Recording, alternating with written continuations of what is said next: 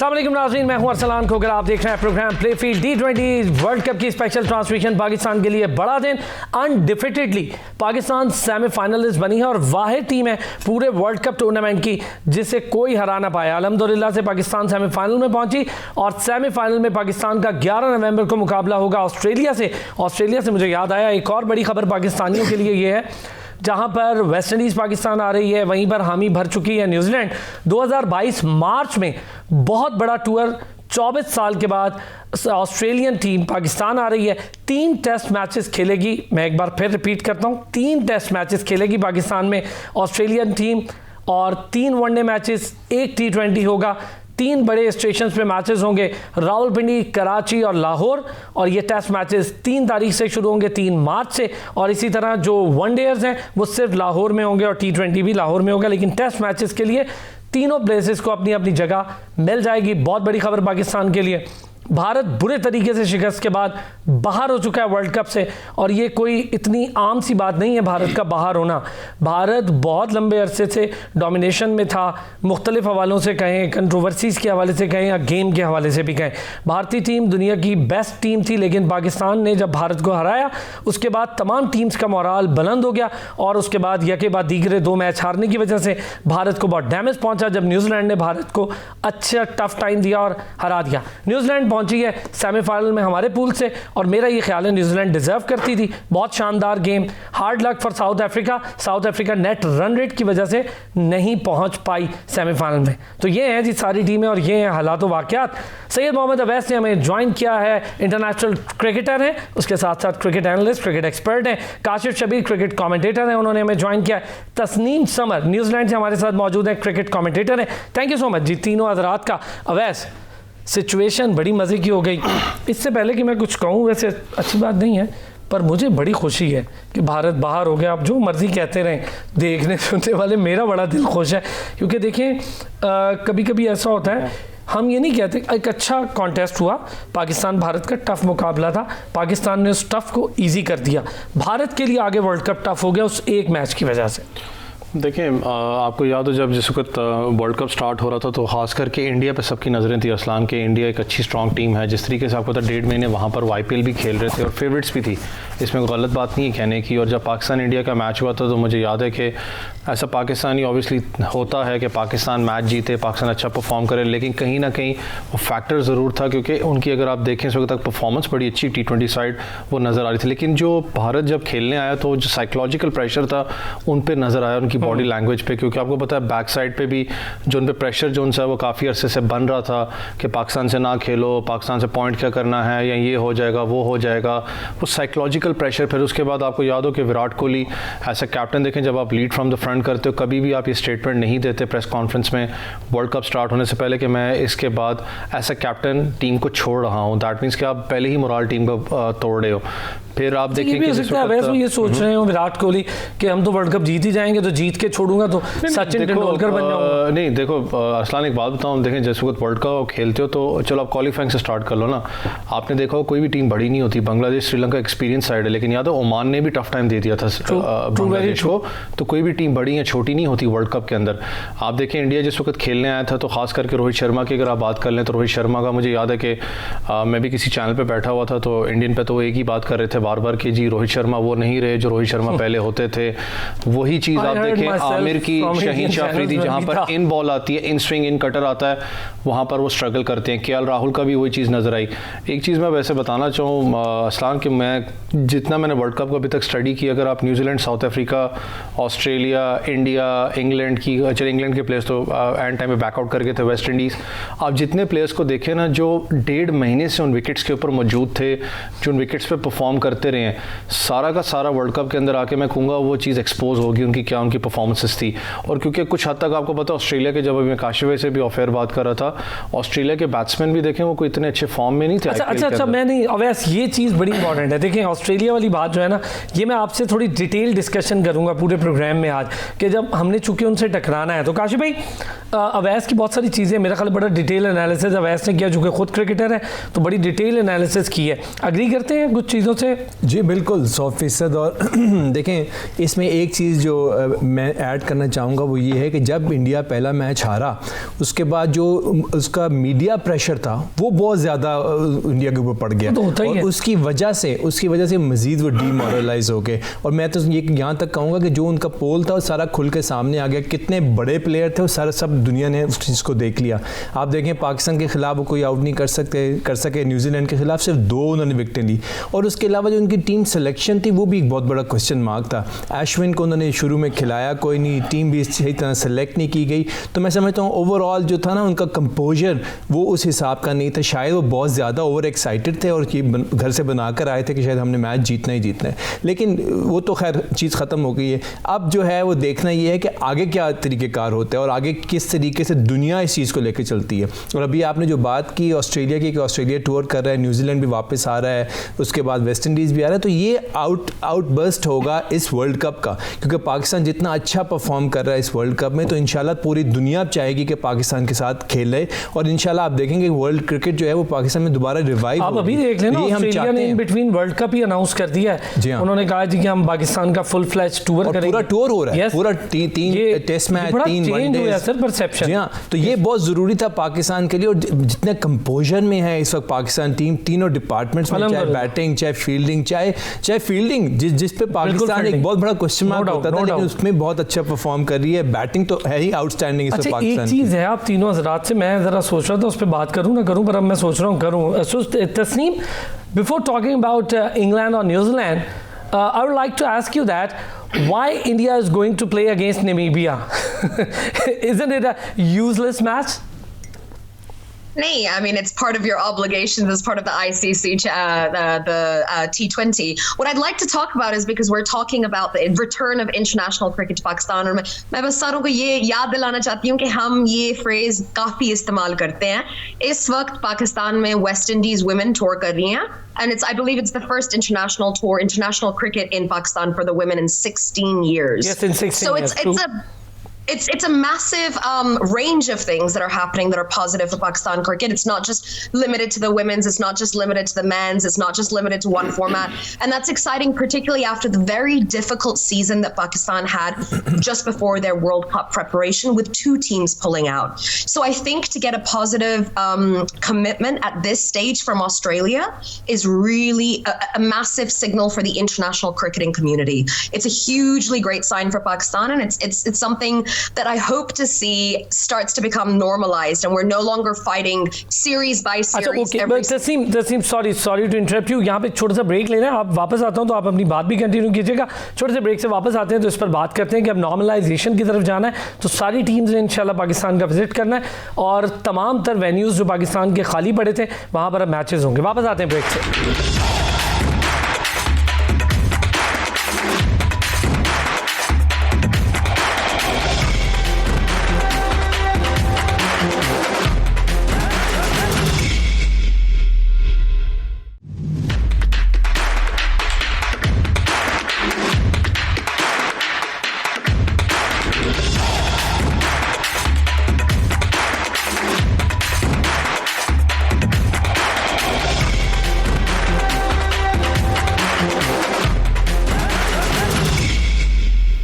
Welcome back जी।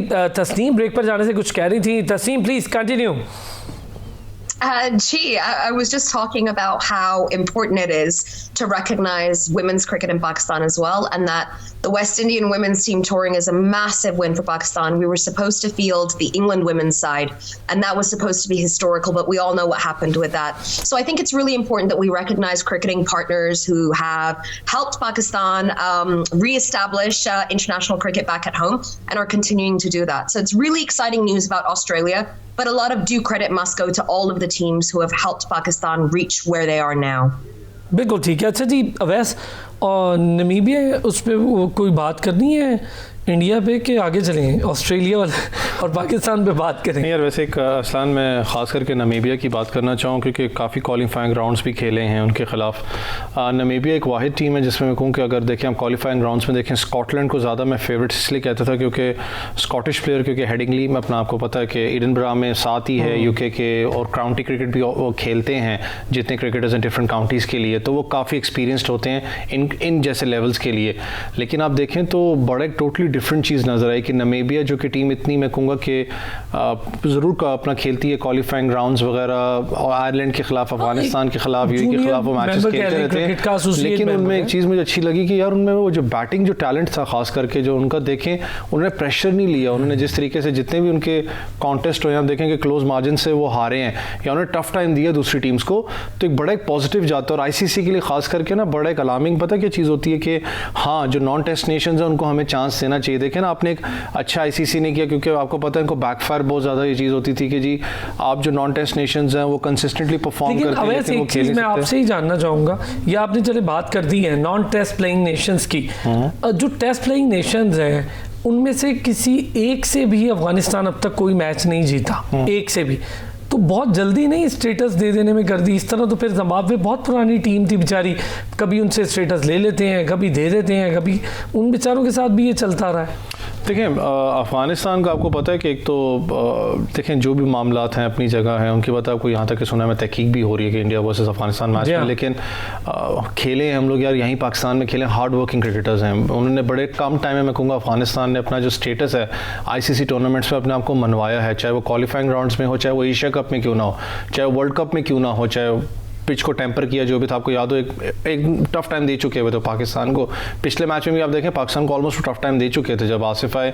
मुझे एक जगह लगा कि शायद वो हार भी जाएं, लेकिन देखें बैकअप बड़ा ज़रूरी होता है। आपको पता है कि पीछे अफगानिस्तान के पास जो बैकअप था वो बीसीसीआई था, और बीसीसीआई का बड़ा हाथ है उनको क्रेडिट जो बेसिकली स्टेटस दिलवाने के अंदर अफगानिस्तान को T20 का खास जो आईसीसी टूर्नामेंट्स के अंदर मैं कहूँगा, क्योंकि आपको याद हो कि उनका जो होम ग्राउंड है वो हमेशा से यूएई रहे हैं, शारजा, अबू दुबई तो चलो बाद में बना था, अबू धाबी, शारजा में ज़्यादा प्रैक्टिस करते थे, खास करके शारजा में। उसके बाद उनको सारा का सारा जितनी क्रिकेटिंग थे इवेंट्स वगैरह उनके शिफ्ट किए गए इंडिया के अंदर। आपको याद हो शायद वो एक अपना स्टेडियम के अंदर उनका मैच भी खेला जा रहा था, मुझे याद नहीं है इंडिया के कौन से ग्राउंड में था। तो स्पेशली क्राउड को जो उनसे इंडियन गवर्नमेंट ने भेजा था उनको सपोर्ट करने के लिए, तो इतना उन लोगों ने उनको मैं कहूँगा कि क्रिकेट इंफ्रास्ट्रक्चर को बनाया था इंडिया ने जितना वो कोशिश कर सकते थे। तो बीसीसीआई का बड़ा एक रोल था इसके अंदर उनको एक स्टेटस दिलवाने में। गलत जगह इन्वेस्टमेंट करता रहता है इंडिया, क्या कहते हैं काशिफ भाई? देखें अफगानिस्तान अनडाउटेडली जो अपना लोहा मनवाया है वो T20 और कुछ हद तक वनडे में है। टेस्ट क्रिकेट में हाँ वो बहुत पीछे हैं अभी, क्योंकि उनमें टेम्परामेंट का एक बहुत बड़ा फुकदान है। नेशन बना देना बहुत जल्दी हो गया थोड़ा सा। हाँ मेरा भी यही ख्याल है, क्योंकि हमने देखा पिछले उन्होंने एक टेस्ट मैच खेला भी है बांग्लादेश के साथ, उसमें क्या किया, कुछ भी परफॉर्म नहीं कर सके। लेकिन जहाँ तक T20 की बात है, जहाँ तक वनडे की बात है, डेफिनेटली उसमें बहुत अच्छा खेला। आप देखें इस वक्त दुनिया का जो बेस्ट स्पिनर है, बेस्ट बॉलर है, वो राशिद खान है। उसके अलावा उनके ऑलराउंडर्स, उनके बॉलर्स, उनके बैट्समैन मुख्तलिफ लीग्स में खेले और बिल्कुल परफॉर्म कर रहे हैं और परफॉर्म कर रहे हैं। वो जरजई को देख लीजिए, पाकिस्तान में PSL खेला और बहुत अच्छे तरीके से खेला। राशिद खेला BBL में खेल रहे हैं वो ऑस्ट्रेलिया में। तो इसलिए ये बात तो ठीक है, लेकिन जहाँ तक टेस्ट की बात है, test is all together a different game. वहाँ पर आपका टेम्परामेंट टेस्ट होता है, वहाँ पर आपकी क्रिकेट की टेक्निक टेस्ट होती है, तो वहाँ पर भी जो है ये मार खा रहे हैं। मेरा ख्याल है इसका कंपैरिजन इस तरह भी हम कर सकते हैं कि जो उनके इंटरनल प्रॉब्लम्स है अफगानिस्तान के अंदर, उनका भी एक रोल है।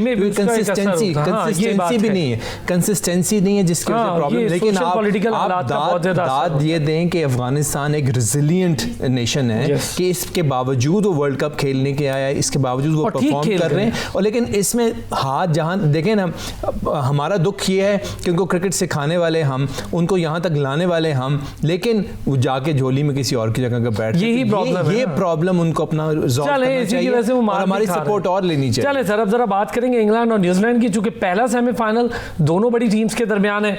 So Tasneem, England versus New Zealand.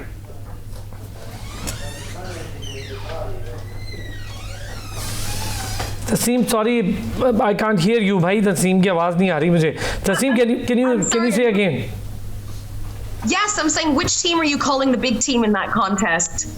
I think so. England might be better than New Zealand, but New Zealand is a very good team.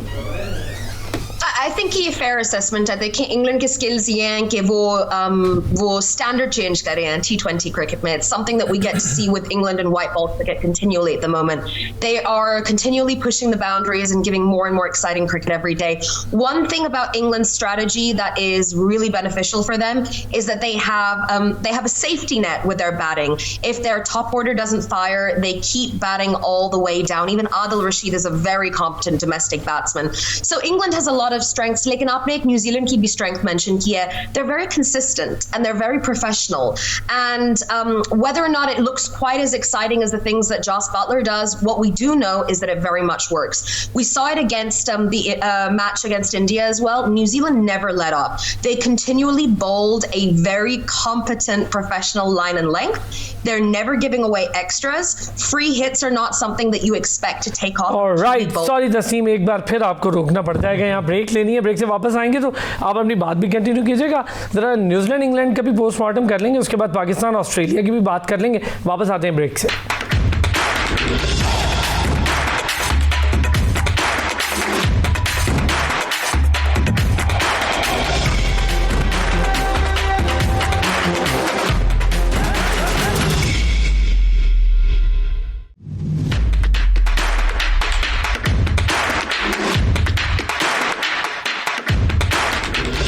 Welcome back जी. जहां पर सेमीफाइनल की दौड़ जारी है, वहां पर जिन जिन लोगों ने जोर लगाया उन्होंने कोशिश की कि फाइनल की ट्रॉफी उठाएं और वर्ल्ड चैंपियन बने, तो दूसरी तरफ फील्ड के चैंपियन जोर लगा रहे हैं दागों का चैंपियन बनने के लिए ताकि दागों के चैंपियन की ट्रॉफी उठाएं.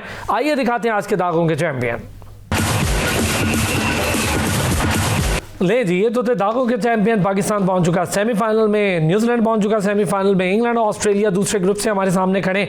इसी पर बात हो रही है. मैं चाहूँगा तस्नीम अपनी बात पूरी कर लें क्योंकि दूसरी दफ़ा हो रहा है. Sorry Tasneem, you been interrupted for 2 times. You can carry on. That's okay. Thank you, Arslan भाई. मैं बस ये बात कर रही थी कि इंग्लैंड के strengths तो हम सारों को पता है.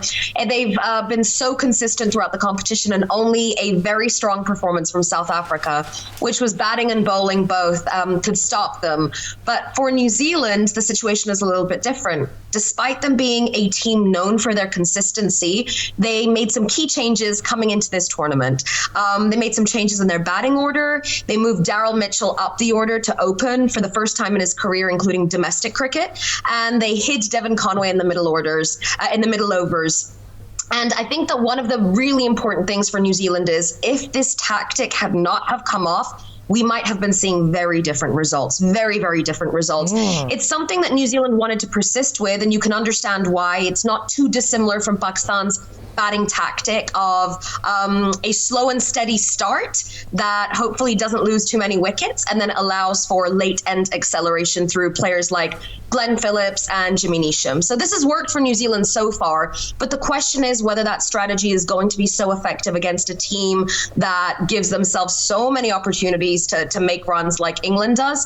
I have my doubts. I definitely think that England will be favourites, probably based on consistency and form, but that might be a little bit of an unfair way to look at it because all New Zealand need is the toss to go their way, or for England to have a difficult day, or maybe even to take 3 wickets, just like Rabada did the other day. And we could see New Zealand going through to the finals. And New Zealand के पास बड़े शानदार bowlers हैं. अगर यही 3 wicket वाली strategy रहती है, पहले ज़रा वैसे इस पे थोड़ी सी बात कर लेते हैं. देखिए सऊदी होगा, पोल्ट होगा, मिलाने खेल रहा है, बड़ी शानदार. Neesham is in a good form और वहाँ पर स्पिनर बड़ी शानदार. तो बॉलिंग में तो मुझे नहीं लगता कि उनको कोई प्रॉब्लम है. क्या कहते हैं वैस? देखिए इस वक्त तक जो न्यूजीलैंड ने मैचेस खेले हैं, सिवाय वो पाकिस्तान का छोड़ के मैं कहूँगा तो अच्छे खेले हैं मैचेस. देखें एक जेल्ड अप यूनिट आपको नज़र आ रहा है. नहीं मैच वो भी अच्छा खेला था पर पाकिस्तान उनसे अच्छा खेल. जैसे तस्नीम ने एक बात की ना, मैं थोड़ा बहुत कहूँ कि मुझे उनका जो ओपनिंग पैर है, खास करके मार्टिन गप्टिल थोड़ा सा ऑफ कलर नज़र आ रहे हैं. वो जो मार्टिन गप्टिल हैं वो कंसिस्टेंसी जो उनसी जो बड़े स्कोर्स करते हैं वो चीज़ नज़र नहीं मार्टिन गप्टिल से आई. वो एक प्रेशर सिचुएशन ज़रूर है इनके लिए. आपको याद है कि सिफट से भी वो ओपनिंग करवाते रहे हैं लेकिन वो नहीं है इस वक्त, क्योंकि कॉनवॉय जो उनसे हैं वो इस वक्त अपना कर रहे हैं विकेट कीपिंग न्यूजीलैंड के लिए, तो चेंजेस ज़रूर न्यूजीलैंड की टीम में की गई और शायद उनके लिए फ्रूटफुल भी हुई हैं जो वो टूर्नामेंट के सेमीज तक पहुंचे हैं। सैटनर आपको पता है पिछले मैच में थोड़े से एक्सपेंसिव ज़रूर रहे, लेकिन सबको पता है कि क्या कैपेबिलिटी है उनके अंदर विद अ बॉल मैं कहूँगा, और ख़ास करके इस सऊदी में भी। लेकिन टॉस बड़ा फिर डिपेंड करता है। देखिए न्यूजीलैंड और इंग्लैंड के मैच में आपको पता है दूसरे इनिंग्स के अंदर ऑस पड़ता है, बॉल को ग्रिप करना आसान नहीं होता, इट डिस्टर्ब्स द बॉलर्स, खास करके स्पिनर्स के लिए इस सऊदी, क्योंकि आपको पता है लेग स्पिनर हैं, आसान नहीं होगा उनके लिए अगर उनकी दूसरे नंबर पर बॉलिंग आती है। लेकिन अगर आप दोनों की कंपैरिजन करें तो मुझे, क्योंकि पर्सनली जो जिस तरीके से इंग्लैंड ने क्रिकेट खेली है तो वो ज़्यादा बेटर लग रही है, वो ज़्यादा बेटर सीन। काशी भाई जल्दी से। जी मेरा ख्याल है कि toss is going to be very crucial. जो टीम टॉस जीतेगी वो समझें कि 60-65% वो मैच ले जाएगी। और अगर ये मुझे दूसरी बात ये लग रही है कि this is not going to be very high scoring match, तकरीबन 150-160 वाला ये मैच होगा। और अगर इंग्लैंड ने पहले बैटिंग की तो इंग्लैंड के लिए प्रॉब्लम होगा इस मैच को बचाना। लेकिन अगर स्टेटिस्टिक्स को देखा जाए, इंग्लैंड की टीम को देखा जाए जिसने वर्ल्ड कप खेला है, तो डेफिनेटली इंग्लैंड का जो है वो एज हासिल है ओवर न्यूजीलैंड। होए तो इंग्लैंड को इस वक्त तीनों हमारे जो एक्सपर्ट्स हैं उनकी नज़र में एज हासिल है। बहुत शुक्रिया Tasneem Samar, cricket commentator New Zealand से हमारे साथ मौजूद थी। Syed Mohammad Awais, international cricketer, cricket analyst, cricket expert हमारे साथ थे। काशिफ शबीर, क्रिकेट कमेंटेटर हमारे साथ मौजूद थे। अब वेडनेसडे की रात को होगी आपसे मुलाकात 11 बजे। अपना ख्याल रखिएगा।